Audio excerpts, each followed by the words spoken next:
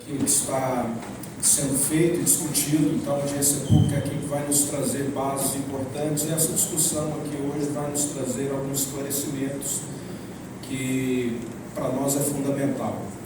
Eu quero aqui cumprimentar o nosso amigo, companheiro Gustavo Seba, grande deputado, médico também, que tem todas as condições, presidente da Comissão de Saúde, e que se faz presente também para discutir conosco essa matéria tão importante.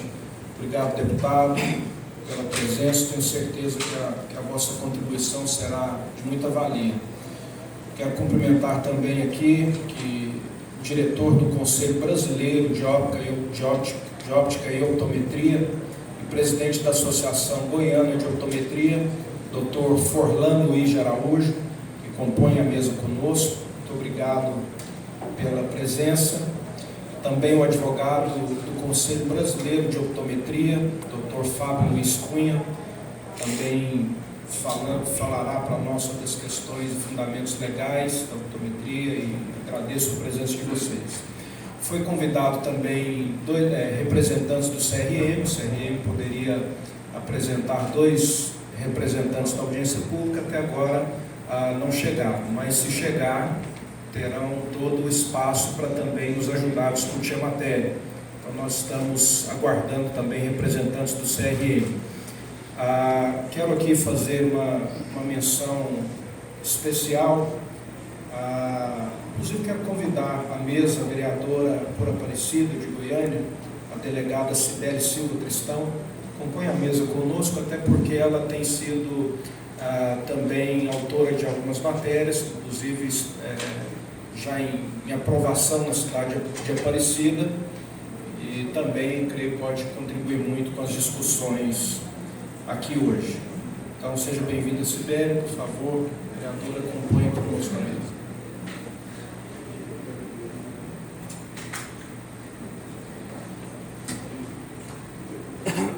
Quero cumprimentar aqui o vice-presidente do Sindióptica, senhor José Geraldo Correia Roque, vice-presidente da Câmara Regional de Óptica e Optometria, senhora Ana Rita de Lima Freitas, presidente da Câmara Regional de Óptica e Optometria, senhor Wilson Cardoso Pires.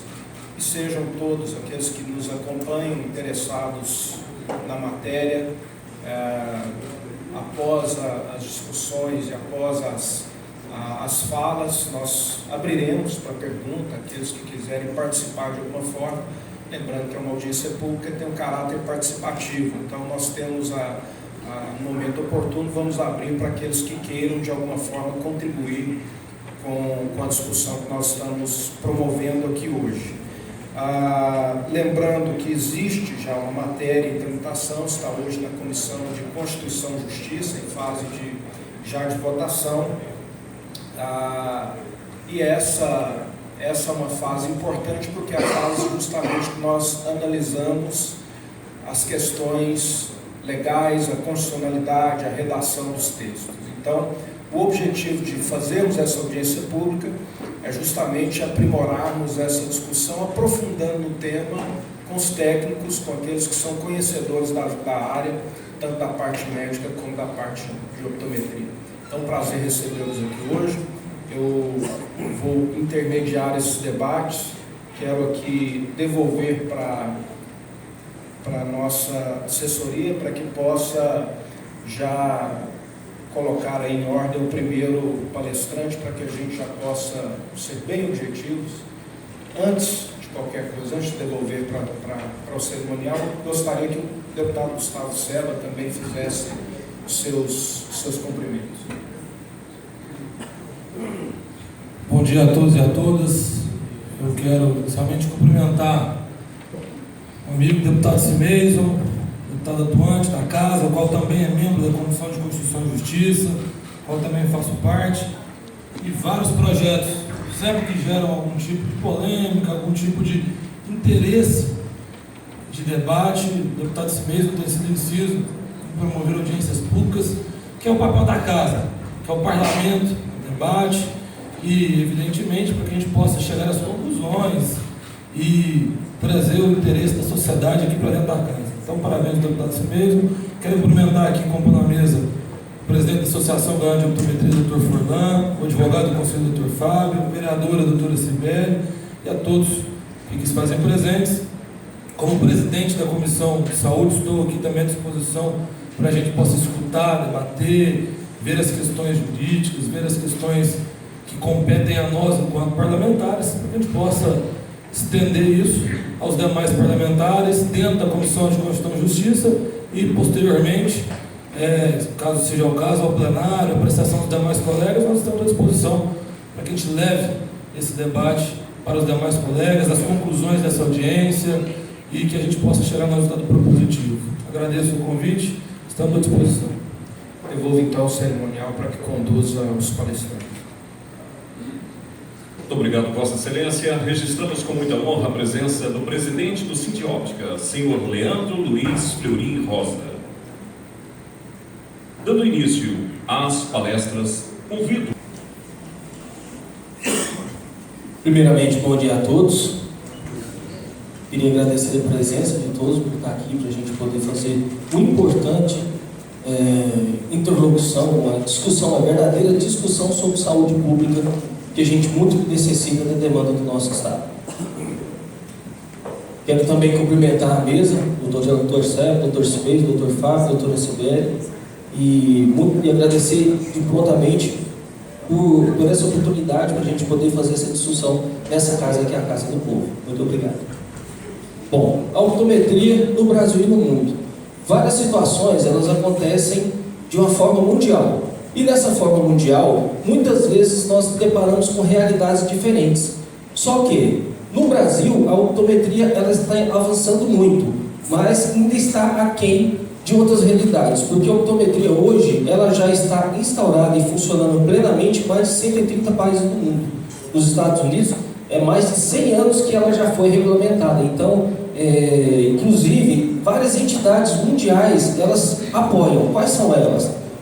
Então, nós temos a Organização Mundial da Saúde, inclusive na cadeira 167, a optometria ocupa um espaço e faz uso desse espaço para poder discutir saúde no mundo inteiro. Então, ela participa de todas as discussões a título de saúde mundial, ou seja, a optometria não é uma profissão que saiu na cabeça de um ou outro doido que está por aí espalhado. Muito pelo contrário, é uma coisa muito séria e muito bem respaldada. Tanto respaldada que na Organização Internacional do Trabalho, ela também discute essa questão da profissional. Ela faz o quê? Ela faz a descrição de quem que é o profissional, o que ele faz e onde que ele pode atuar.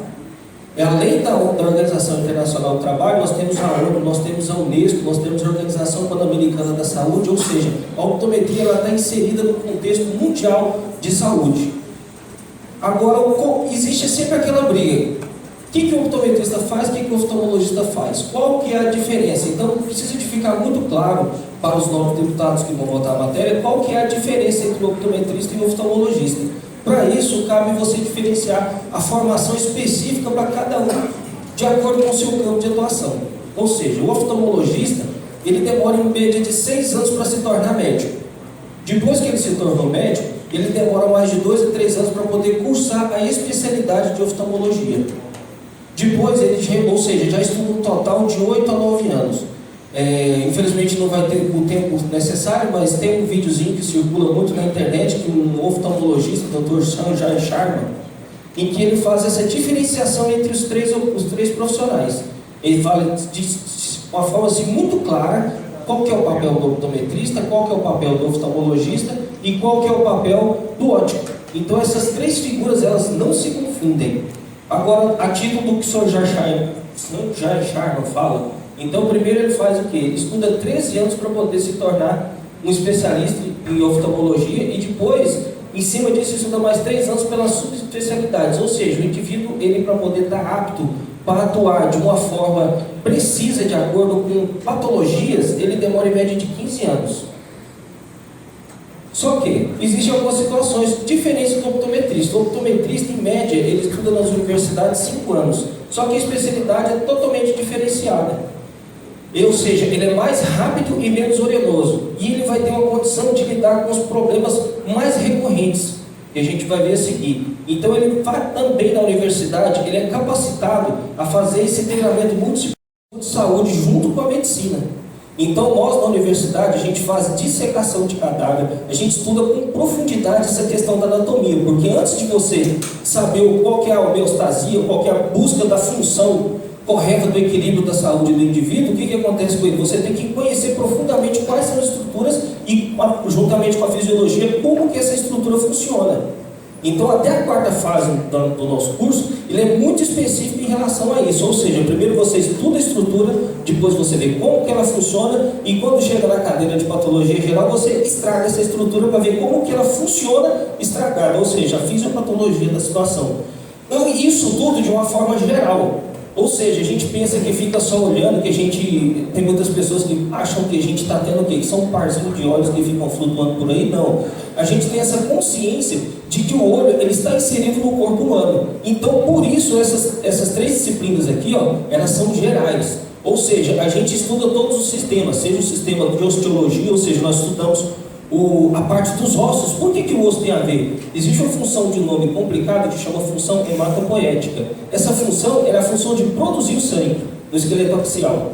E essa produção de sangue, o que ela tem a ver com a visão? Porque ela interfere na pressão sanguínea, e que a pressão sanguínea interfere no olho. Então, por isso que nós temos essa capacidade de trabalhar de uma forma multidisciplinar. Então, a gente estuda o ser humano como um todo, a gente vê patologia geral para poder depois ver quais dessas patologias que influenciam no campo de visão. E aí depois a gente vai partir para as específicas. E depois das específicas a gente faz também terapias visuais, aonde que é uma parte muito importante de você fazer. Tem gente que pensa assim, não, vou começar a fazer o exame de vista só quando eu vou sentir alguma dificuldade para enxergar para longe e para perto. Não. Nasceu, tem que fazer o teste de olhinho. Depois que faz o teste de olhinho, tem que ser feito um acompanhamento assim, de 6 em 6 meses até os 3 anos de idade. Porque caso aconteça algum tipo de alteração visual nessa fase do 0 até os 3 anos de idade, ele não vai desenvolver todo o seu campo visual, toda a sua percepção visual. Ele pode gerar uma patologia que chama ambliopia. Essa síndrome, o que ela faz? Ela não desenvolve toda a parte neurológica e ele não consegue enxergar. Então é muito importante fazer essa fase do 0 até os 3 anos de idade, até o estabelecimento dessa visão. Outra disciplina muito importante que a gente vê é a metodologia científica. Essa metodologia científica na universidade, a gente não faz uma situação simplesmente para poder ir para o mercado de trabalho, mas também para a produção científica. Ou seja, a gente estuda certinho como que nós vamos estudar, como que é feito toda essa pesquisa, toda essa coleta de dados, como que a gente vai tabular isso, geralmente já na probabilidade estatística, transformar isso em conhecimento, em produção científica. Infelizmente, minha grande vontade é de estar nesse momento produzindo, fazendo pesquisa. Infelizmente, a gente tem que perder o nosso tempo para fazer algumas discussões que a outra classe costuma vir fazer esse tipo de discussão com a gente e fica interferindo na nossa produção científica. E a parceria com o SUS é a clínica universitária. Já foi extremamente propalada nas redes sociais que a optometria hoje ela está inserida no SUS. Ou seja, o indivíduo, através do CNES, que é o Cadastro Nacional de Estabelecimentos de Saúde, você cadastra o seu estabelecimento e através desse estabelecimento de saúde, o que acontece? Você pode colocar e fazer a prestação de serviço, ou seja, o SUS hoje ele remunera o optometrista de acordo com a quantidade de atendimentos que ele faz. Inclusive, você já está nós temos uma lista, infelizmente na transparência fica muito pequenininho, não dá para colocar, mas nós já temos mais de 200 nomes que já estão inscritos no SUS, que já estão prestando serviço pelo SUS. Inclusive, parabenizar novamente a doutora Sibeli, que ela conseguiu fazer a lei municipal, e essa lei municipal possibilita que o optometrista seja contratado pela prefeitura diretamente para ir trabalhar no posto de saúde, ou seja, não precisa de passar nem pelo CNES. E aí, para que serve isso? Porque, como a gente falou anteriormente, 76% do caso, em média, que fica a pessoa na fila. Quando essa pessoa fica na fila do SUS, esses 76% eles ficam engrossando essas filas do sistema de saúde. Com isso, uma pessoa, geralmente, ele dura em média de 2 a 5 anos, dependendo do estado. Quando ele fica nessa fila, todo esse tempo esperando, o que acontece com ele? Se ele tem 77% dos casos que poderiam ser resolvidos pelo optometrista, e não são resolvidos, eles ficam engrossando nas filas. Ou seja, uma pessoa que tem uma patologia, um glaucoma, por exemplo, ele vai estar lá durante todo esse tempo e esse glaucoma vai evoluindo, e um monte de pessoas que precisam simplesmente de um par de óculos, o que acontece com ele? Ele vai ficar engrossando a fila, e aquele que realmente precisava de um atendimento especializado do oftalmologista para curar a patologia, ele vai ficar cego por conta desse espaço de tempo. Porque tem vários tipos de glaucoma, existem mais de 60. Só que o negócio é que tem alguns de glaucoma agudo de ângulo fechado, que em 2, 3 dias ele acaba com a visão do cidadão. E aí, como que fica essa situação?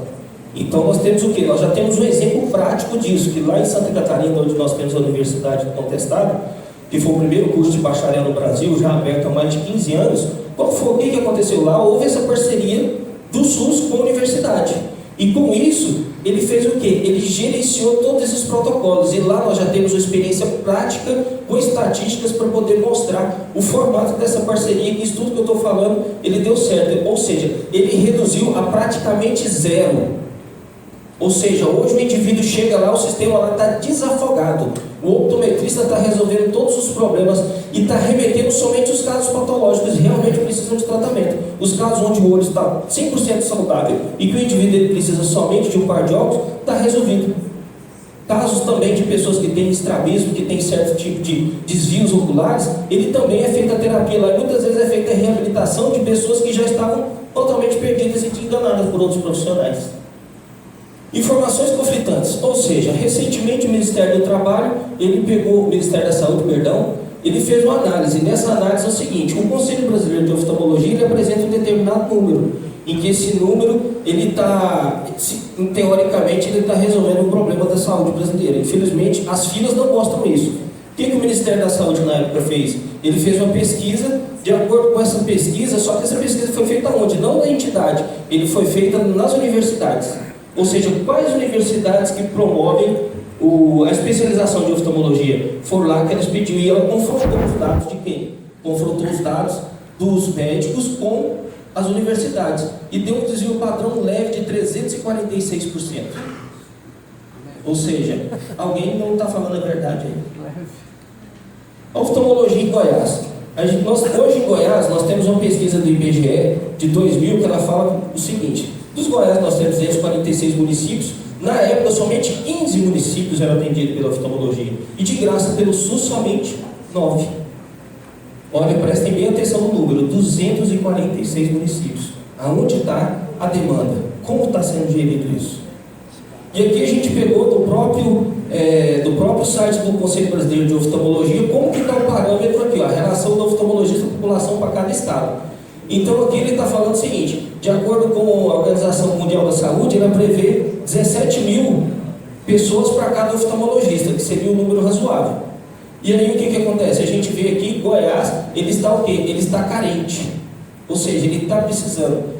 Isso daqui, só que tem um detalhe: isso daqui seria para oftalmologistas. Só que a pergunta é: como que isso foi feito? Como que esse padrão de 17 mil oftalmologistas ele foi feito? Então está aqui, estatísticas distorcidas. Nós temos 17 mil pessoas para cada oftalmologista. A proporção é a proporção de oftalmologista similar no Brasil, ou seja, a quantidade de população pela quantidade de oftalmologistas nos Estados Unidos é mais ou menos a mesma. A diferença ela está onde? Que nos Estados Unidos existem 35 mil optometristas trabalhando multidisciplinarmente. Ou seja, 17 mil oftalmologistas é um número bacana para quem? Ele é para quando você tem 35 mil optometristas trabalhando em conjunto. Ou seja, se você tirasse esse contingente dos 35 mil optometristas que estão trabalhando, será que ele estaria dentro dessa razão? Dessa proporção? Bom, outra situação muito importante aqui, o principal problema de saúde ocular refere-se à ex-refração, como miopia, hipermetropia, etc., que podem ser facilmente identificados no nível básico de atendimento com soluções que normalmente significariam correção de óculos, diz o presidente do Conselho Brasileiro de Oftalmologia, Milton Ruiz Alves. Então, o que o próprio presidente do Conselho de Oftalmologia está falando? Que no atendimento primário, ele consegue resolver esses problemas. E a optometria vai estar inserida justamente aí. Nós temos também, no ano passado, nós temos esse médico aqui, inclusive foi uma matéria muito importante, circulou no Brasil inteiro, e ela é daqui, de Goiânia, do Diário da Manhã. Então, o que aconteceu? Esse médico aqui propõe que exames de miopia sejam realizados pelos optometristas. Vejando um pouquinho aqui, doutor em saúde pública, Luiz Eugênio de Souza, afirma que Subfinanciamento prejudica o SUS, além de corporativismo. Para eles, os médicos estão descolados da realidade, ou seja, toda essa realidade que eu acabei de mostrar para vocês aqui, ela direciona exatamente, ou seja, não sou só eu que estou falando, esse médico sanitarista também está. Então, olha, os profissionais, por exemplo, fazer cirurgias, mas não trata de doença, mas é capaz de identificar o grau da sua miopia, hipermetropia, estigmatismo, presbiopia, esofratismo, por aí. Vejamos o que a Organização Mundial da Saúde fala. Parte importante do sistema dos cuidados com a saúde visual, no seu aspecto prático de custo-benefício, é o entendimento de que não faz sentido levar enorme parcela da população que necessita de serviços refrativos a buscá-los em hospitais. Faz muito mais sentido realizar a triagem por meio de refração, prescrever lentes corretivas e encaminhar aos hospitais apenas aqueles problemas mais graves. A optometria pode dar uma enorme contribuição na promoção da saúde visual de modo mais conveniente em mais alto nível de custo-benefício. Quem está falando isso aqui? Está aqui a fonte, Organização Mundial da Saúde. E aqui no Brasil, antes da gente poder conseguir fazer a inserção do optometrista no SUS, houve essa moção aqui, ó. Então, o relatório final da 14ª Conferência Nacional de Saúde. O que é essa Conferência Nacional de Saúde? Nós temos um Conselho Nacional de Saúde que rege o SUS. Ele é que comanda todos os conselhos estaduais e municipais de saúde. E houve essa resolução, essa moção de apoio, número 18, do Conselho Nacional de Saúde. Nós, delegados e delegadas da 14ª Conferência Nacional de Saúde, realizada em Brasília no período de 3/11 a 30/11 a 4/12 de 2011, vimos apoiar a inclusão do optometrista academicamente preparado no atendimento da saúde visual no SUS, em razão de alta demanda reprimida dessa especialidade. Então, ou seja, está ponto passivo, a situação está acontecendo de uma forma muito incisiva.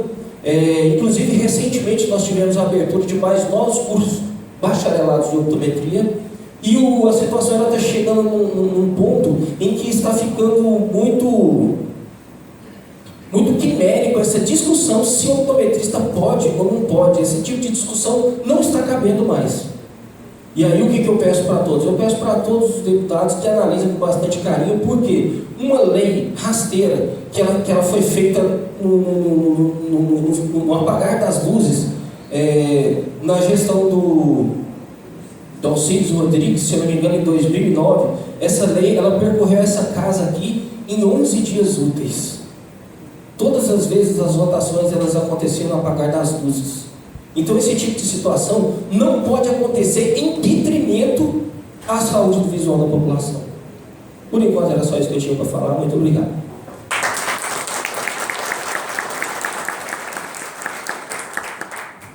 Muito bem, agradeço ao Dr. Forlando Luiz de Araújo, que nos trouxe aqui um panorama importante da optometria no Brasil. A palavra ao Dr. Fábio Luiz da Cunha, que falará das questões legais, doutor advogado do Conselho Brasileiro de Optometria. Muito obrigado por vir a Goiânia para debater conosco esse tema. Então, por favor. Bom dia a todos, obrigado pela oportunidade, deputado.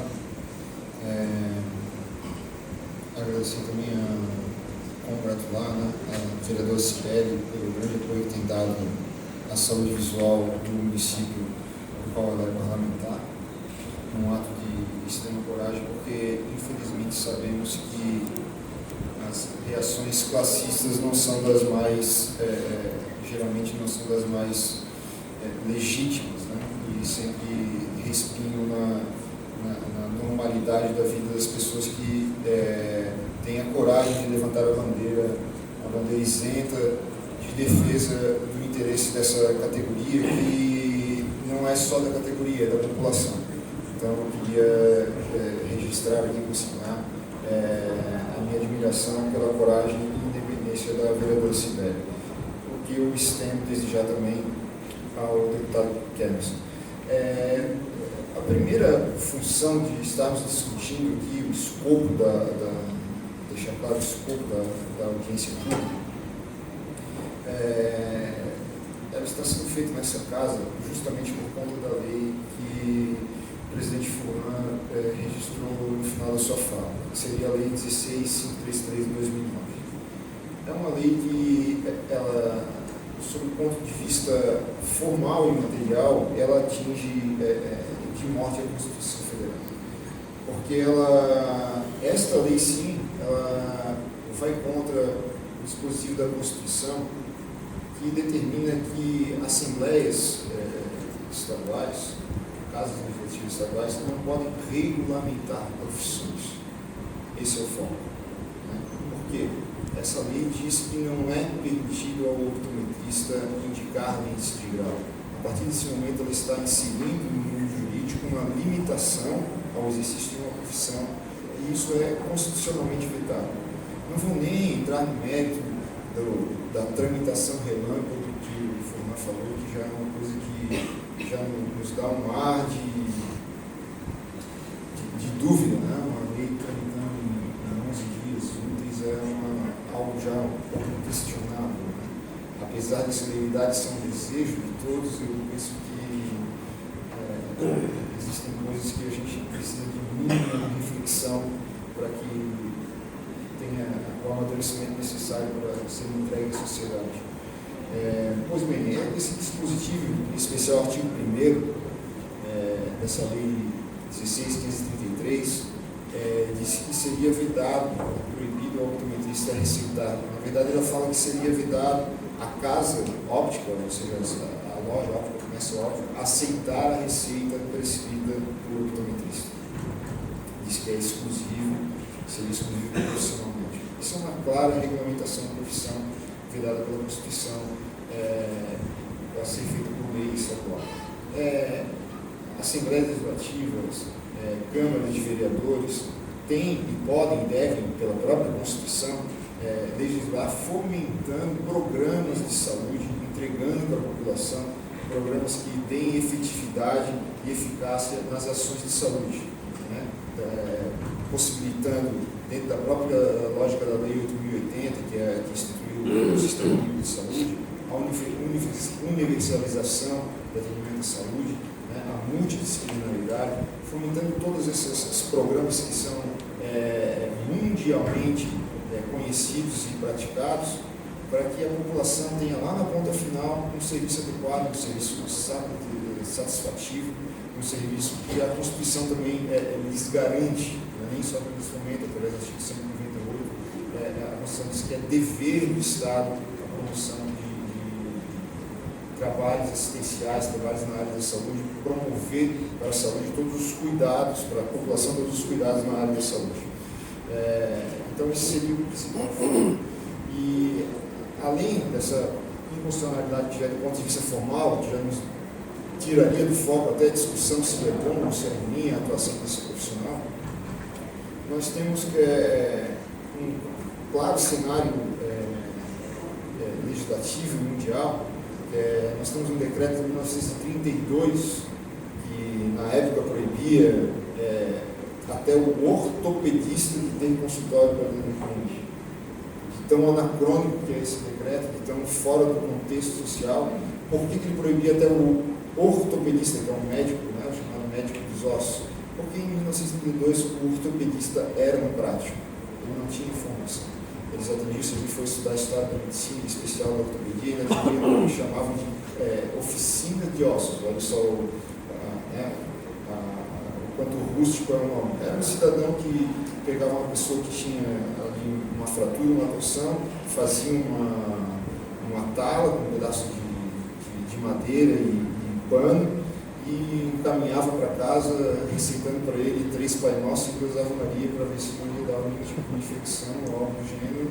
Era o que tinha naquele momento tecnológico, naquele momento de desenvolvimento educacional, era o que estava no alcance do povo. Em 1932 começou a ter a primeira regulamentação do exercício da medicina no país, quando começaram a ter mais escolas médicas, e daí os médicos lograram êxito de começar a ter certas privatividades.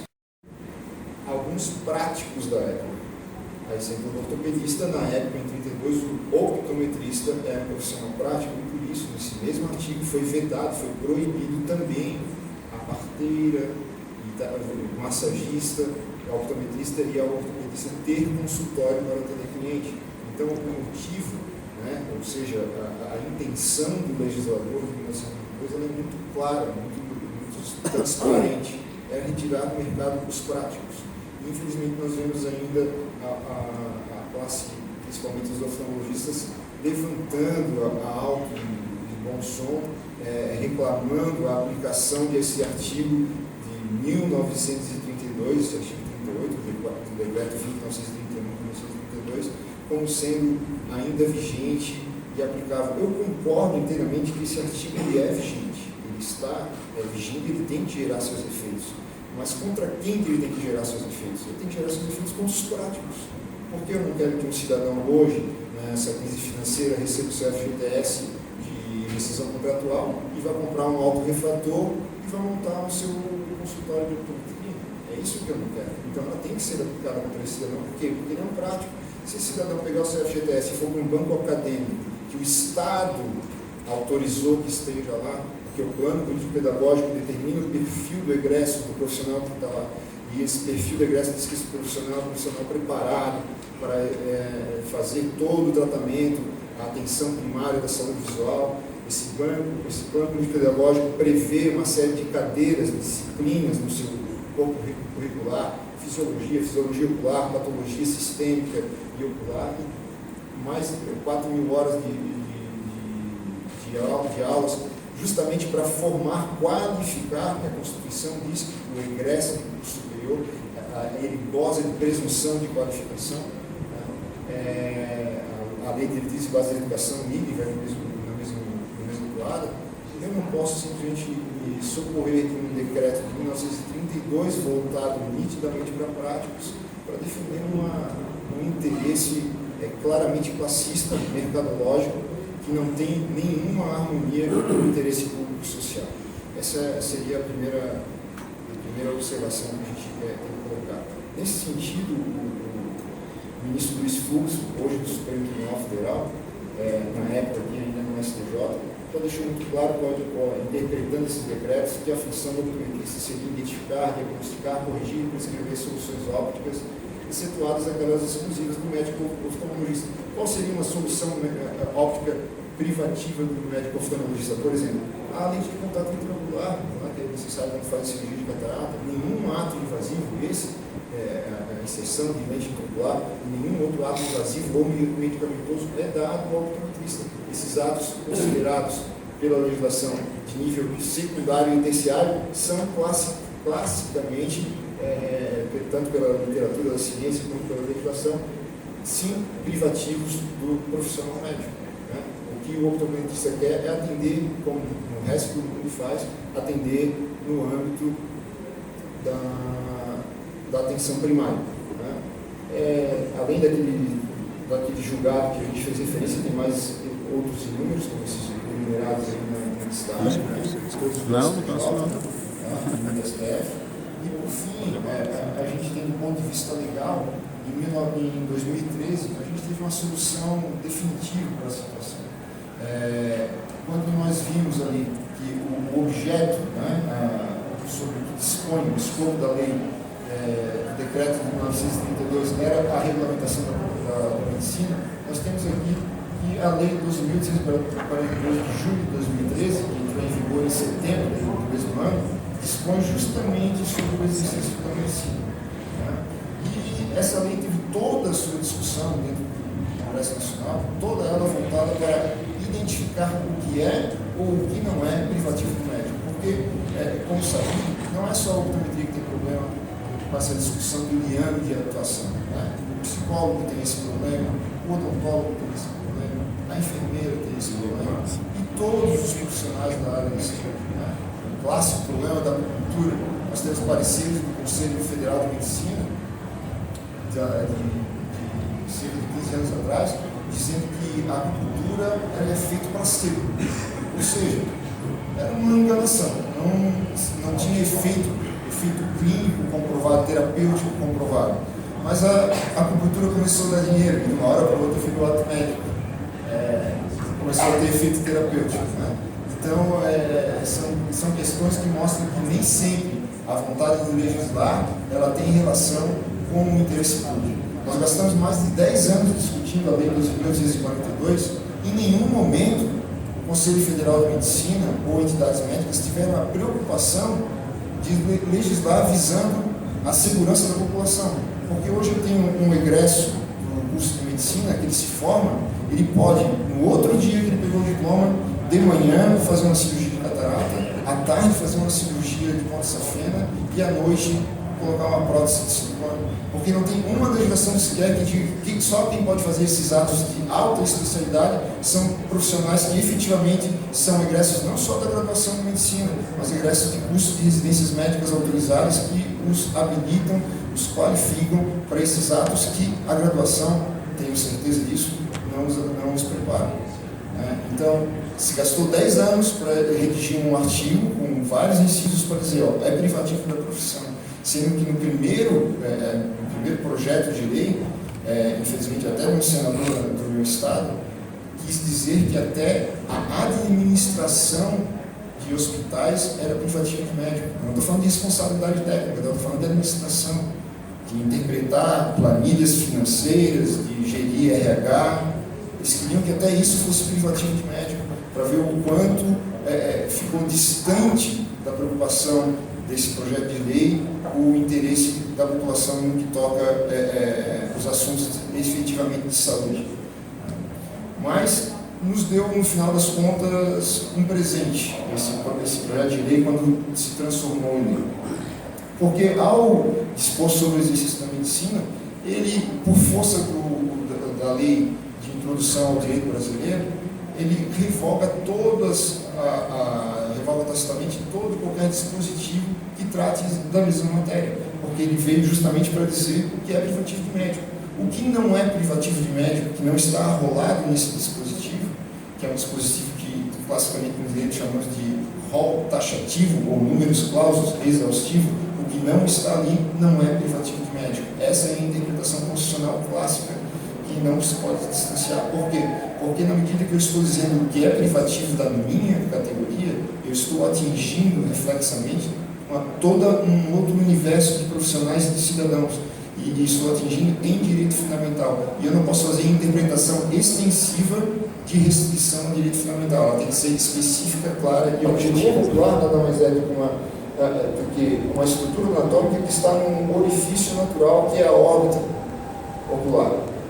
Então aqui eu já encontro o respaldo de exceção. Além de eu ter aquela regra de que todos os atos que estão no artigo 4º são privativos e nada mais, só aquilo, eu ainda tenho essa exceção aberta na própria lei, dizendo que esse procedimento realizado nesse orifício natural da estrutura anatômica tem que visar a recuperação físico-funcional, o que é a visão além de uma função físico-funcional do corpo humano.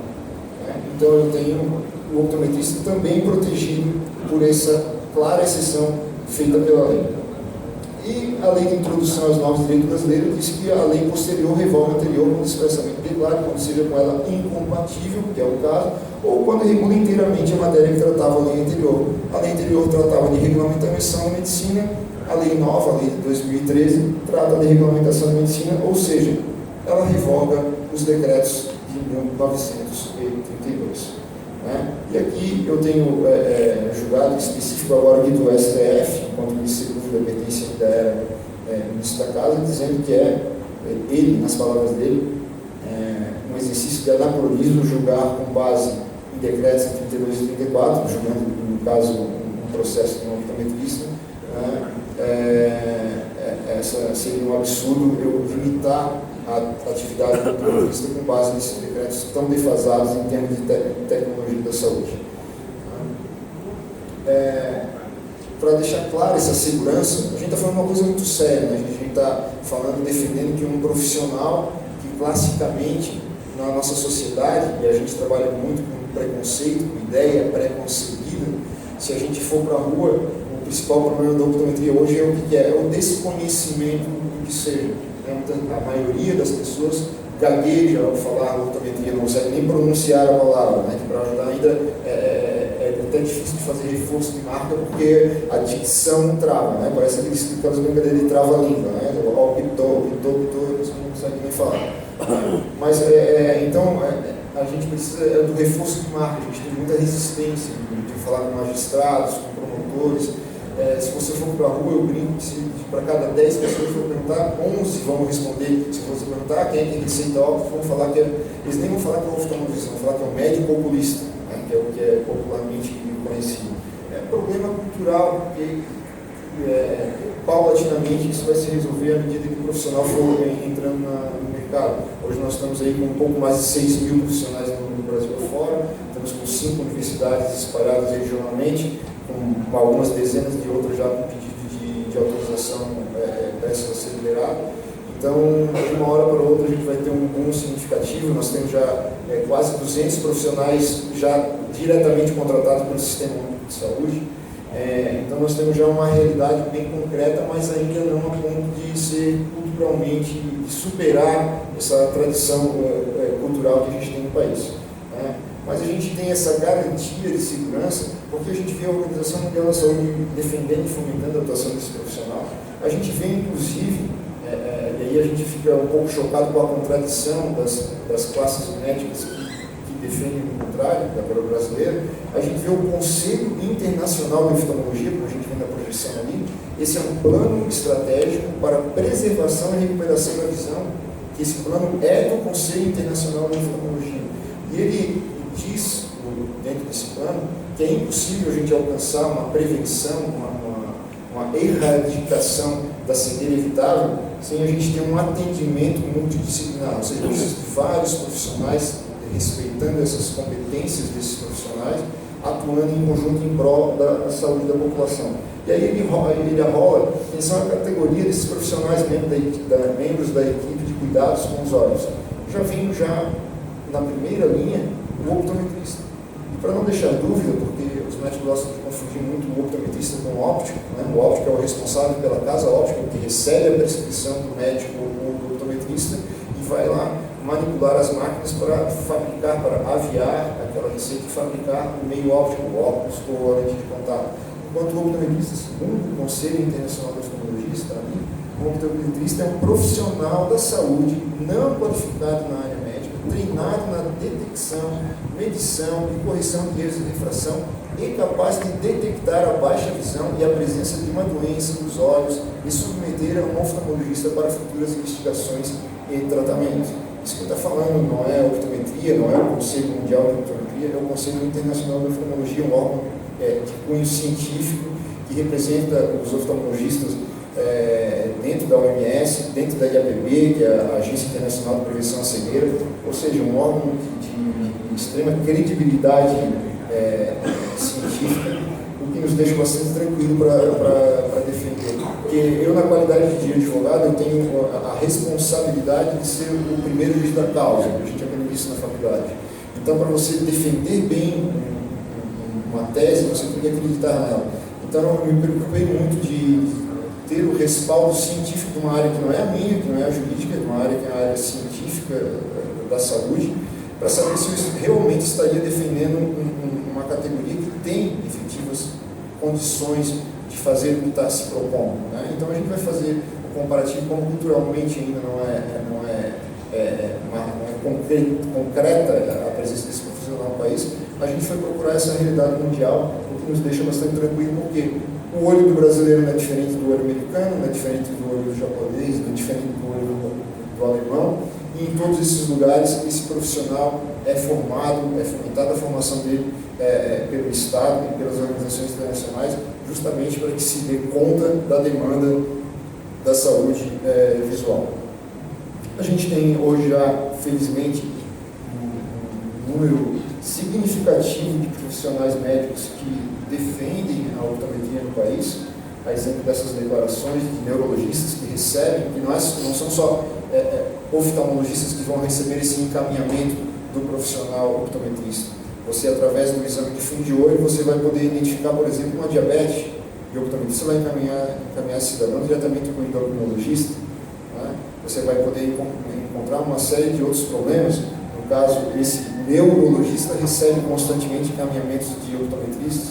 Né? É um cidadão que vai ficar anos na fila, com um problema sendo agravado, talvez ao ponto de não ser mais reversível, ou de ter gerado sequelas e um sofrimento pessoal, familiar, financeiro, de um gravame que efetivamente não se justifica única e exclusivamente para a gente permanecer com um monopólio, com uma categoria, um monopólio completamente espúrio e sem qualquer justificativa científica. Né?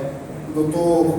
Newton Carlos José, fundador do Conselho Brasileiro de Oftalmologia, médico dos mais gabaritados brasileiros, também defende a atuação de agentes de saúde, agentes não médicos, nem fala do optometrista, mas fala de agentes não médicos. Se eu tenho um profissional que é formado no Estado, 4.000 horas de estudo, ele obviamente vai estar dentro dessa linha de raciocínio do Dr. Newton Carlos José, que são situações que nos deixam muito tranquilos para defender a categoria, mas apesar de diretamente ser a categoria do meu cliente, eu sempre tenho nas minhas falas, nas minhas teses, nas minhas escritas, em mente que eu estou defendendo lá na ponta final a população brasileira de um cenário que é considerado, quando a gente conversa com estrangeiros, como disse o próprio ministro do que pertence,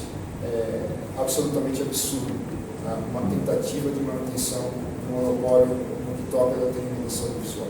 Por conta de todas essas situações, eu consigo aqui a casa me pedir que seja promovida, tanto na brevidade possível, a revogação da Lei 16.633 de 2009, que ela vem, infelizmente, gerando alguns prejuízos a nível estadual, aqui no estado de Goiás, que nós temos alguns municípios que têm resistido à concessão do alvará sanitário a optometristas e têm dificultado várias ações, até de cunho social, por conta dessa situação.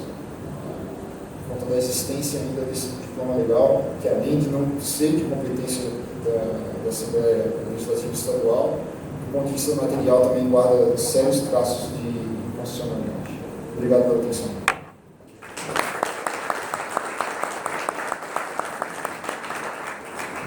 Bem, agradeço.